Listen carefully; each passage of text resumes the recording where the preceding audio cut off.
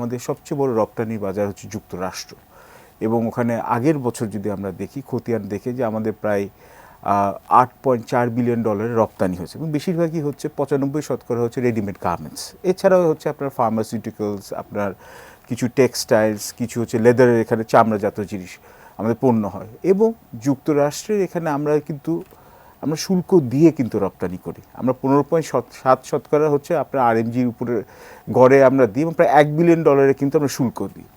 এবং ট্রাম্প এর যে উনি বলেছে লিবারেশন ডে, এই সময় যেটা করেছে যে উনি সমান্তরে শত্রু, মিত্র, বন্ধু সবাইকে কিন্তু উনি হচ্ছে এই শুল্কের এখানে করাঘাতে কিন্তু আহত করেছে। সেই ইউরোপিয়ান ইউনিয়নের উপর 20%, জাপান যে তার এত মানে ঘনিষ্ঠ মিত্র তার উপর 24% বা 25%, সাউথ কোরিয়ার উপর 26% এখানে শুল্ক দিয়েছে, এমনকি তাইওয়ান যার হচ্ছে একটা ক্লোজেস্ট অ্যালাই দ্বিতীয় বিশ্বযুদ্ধের পর তার উপর দিয়েছে হচ্ছে আপনার 31 থেকে 33% মতো।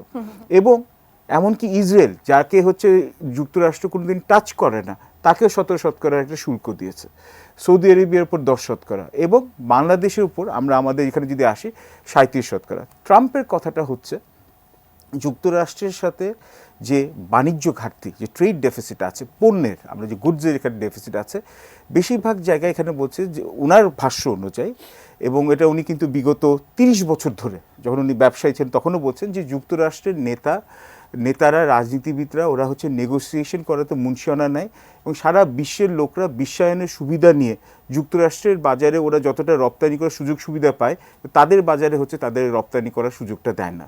তো এর জন্য জাপান, চীন, ভারত সব জায়গায় বলেছে, উনি ভারতকেও ধুয়ে দিয়েছে, বলছে প্রাইম মিনিস্টার নরেন্দ্র মোদী আমার খুব ভালো বন্ধু, কিন্তু হচ্ছে ট্যারিফের রাজা বলতে ভারত। কেন হচ্ছে উনি তথ্য হিসেবে দেখেছে ভারতে হচ্ছে $35 বিলিয়ন হচ্ছে সাথে ওদের ঘাটতি আছে। ঠিক তেমনি সেই আকারে আমাদের হচ্ছে আমাদের যুক্তরাষ্ট্রে আমাদের সাথে $6.2 বিলিয়ন ঘাটতি আছে, মানে আমাদের ট্রেড সারপ্লাস আছে। তার জন্য উনি আমার বলেছে যে যেহেতু বাংলাদেশে ওনাদের ক্যালকুলেশন, এটা ইউএস ট্রেডের এখানে বডি যে ক্যালকুলেশন, ওটা বলছে হচ্ছে 74% নাকি আমরা ট্যারিফ দিই। এখন 74% ট্যারিফ যেটা আমরা বলছি, কোথা থেকে ওনারা পেলো? এটা কি গড় ট্যারিফ, গড় শুল্ক নাকি ম্যাক্সিমাম? হ্যাঁ, ওনার হিসাব অনুযায়ী। তো তার জন্য ওনার হচ্ছে ওর আধা ট্যারিফটা হচ্ছে উনি আমাদেরকে ইম্পোজ প্রত্যেকটা দেশে, তো আমাদের উপর পড়ে যাচ্ছে হচ্ছে বেসিক্যালি 37%। এবং এইটা কিন্তু আমাদের রপ্তানি বাজারে চরমভাবে একটা নেগেটিভ একটা ইম্প্যাক্ট পড়বে। এবং আমি এটা জবে থেকে ডিক্রিটা করা হয়েছে, তার মানে আপনি জাহাজে যখন মনে করেন যে কনসাইনমেন্ট যে প্রোডাক্টগুলো যাচ্ছে সেগুলো এই শুল্কের এখানে আওতাধীন হবে। এবং আমরা এখন আমাদেরকে এবং সাথে সাথে আমাদের নিয়ার কম্পিটিটর যারা ভিয়েতনাম, ক্যাম্বোডিয়া, এদের উপর 43%, 44%-এর মতো ট্যারিফ দেওয়া হয়েছে।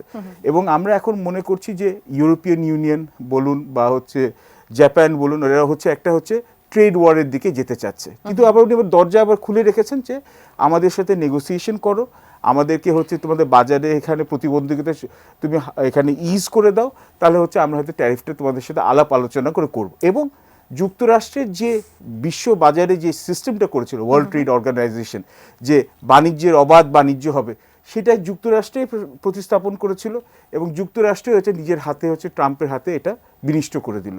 এখন যুক্তরাষ্ট্রের সাথে প্রত্যেকটা দেশ, শত্রু হোক মিত্র হোক, তাদের বাজারে যদি বেচতে হয় জিনিসপত্র, যুক্তরাষ্ট্রের কথা অনুযায়ী হচ্ছে যুক্তরাষ্ট্রের পণ্যকে ছাড় দিতে হবে।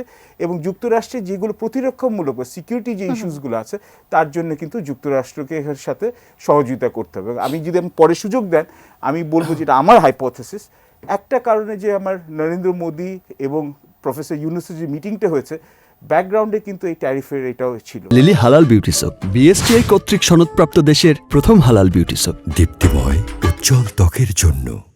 3 তারিখ গার্ডিয়ান একটা রিপোর্ট ছেপেছিল, যে শিরোনামটা ছিল এরকম, no way in on earth is safe.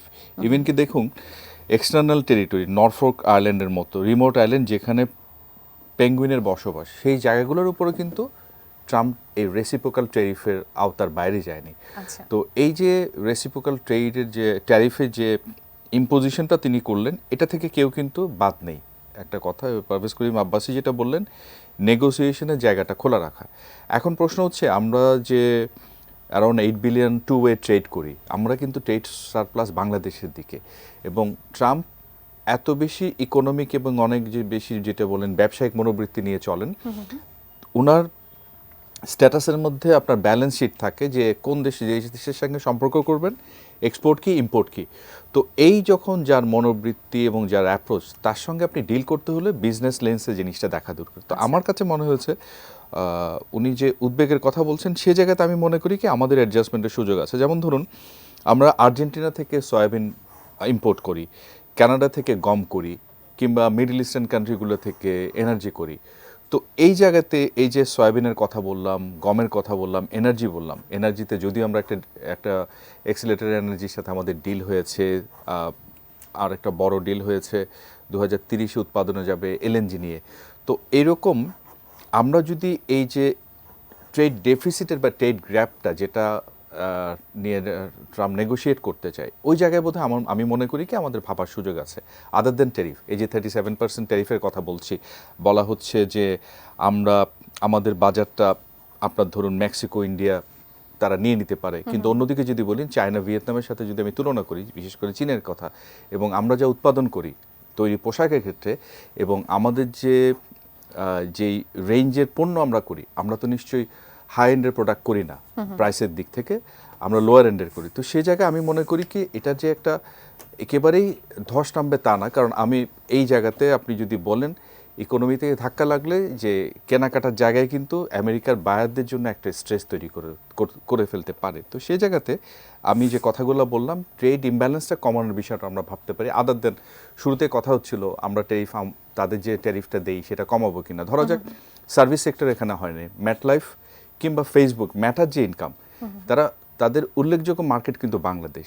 তো ওই সার্ভিস সেক্টরে তারা কিন্তু হিউজ আর্ন করে, ওইটার একটা হিসাব কিন্তু আমি মনে করি আমরা তাদের কাছে তুলতে পারি। তো সেই জায়গাতে এইভাবে জিনিসগুলো রিব্যালেন্স করার আছে। কিন্তু আমাদের একটা টেন্ডেন্সি কি আমরা কোনো কিছু হলেই খুব তাড়াতাড়ি প্যানিকড হয়ে যায় এবং ইমিডিয়েটলি এক ধরনের রিঅ্যাক্টিভ অ্যাকশনে চলে যায়। ধরা যাক আমি প্রাসঙ্গিকভাবে বলবো, ট্রাম্প আসার সাথে সাথে ইউএসএইডের সব রকমের অ্যাসিস্ট্যান্ট বন্ধ করে দিলেন, সাসপেন্ড করলেন। এখন কথা হচ্ছে পুরো ইউএসএইডকে গুটিয়ে ফেলবেন কিনা।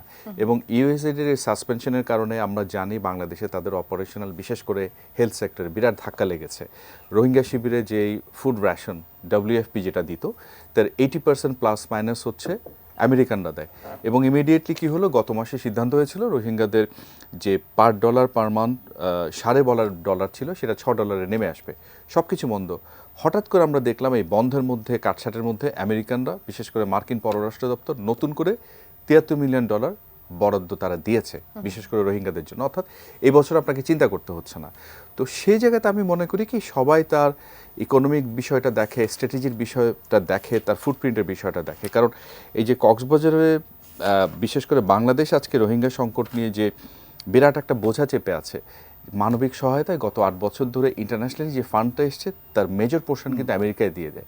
আমরা এটা কিন্তু ভুললে আমাদের চলবে না। তো সেই জায়গায় আমেরিকান যদি আমি স্ট্র্যাটেজিক ইন্টারেস্টে দেখি, সে তার স্ট্র্যাটেজিক ইন্টারেস্টটাকে বিবেচনায় নিয়েছে। যদিও ট্রাম্পের মতো নেতা সেই ইকোনমি ড্রিভেন, ট্রেড ড্রিভেন। তো কাজে এই জায়গাতে আমি মনে করি কি আমাদের অবশ্যই সাবধান হওয়া উচিত, সতর্ক হওয়া উচিত, পদক্ষেপ নেওয়া উচিত, কিন্তু সেটা যেন ওভার রিঅ্যাক্টিভ না হয়। আমরা যেন আশপাশের নানান বিষয়গুলোকে বিবেচনা রাখি। আমি যে কথাগুলো বললাম, হয়তো আমরা মিডল ইস্ট থেকে এনার্জি সোর্স অতটা শিফট করতে পারবো না এখন, সেটা আর্জেন্টিনা, কানাডা সহ অন্যান্য দেশের ক্ষেত্রে কিছু কিছু জায়গায় করে আমি ট্রেড ডেফিসিটটা কমাতে পারি কিনা, অ্যাডজাস্ট করতে পারি কিনা, সেটা নিয়ে বোধহয় আমার ভাবার সুযোগ আছে।